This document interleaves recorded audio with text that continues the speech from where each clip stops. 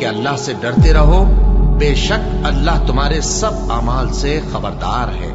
اور ان لوگوں جیسے نہ ہو جانا جنہوں نے اللہ کو بھلا دیا تو اللہ نے انہیں ایسا کر دیا کہ وہ خود اپنے آپ کو بھول گئے۔ یہی لوگ ہیں نافرمان۔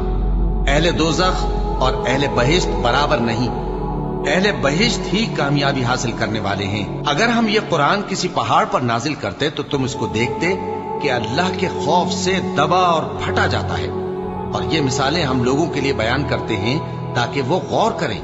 وہی اللہ ہے جس کے سوا کوئی معبود نہیں، پوشیدہ اور ظاہر کا جاننے والا، وہ بڑا مہربان ہے، نہایت رحم والا ہے۔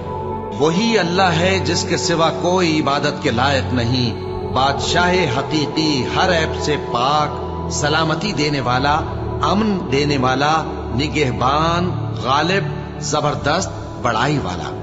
اللہ مشرکوں کے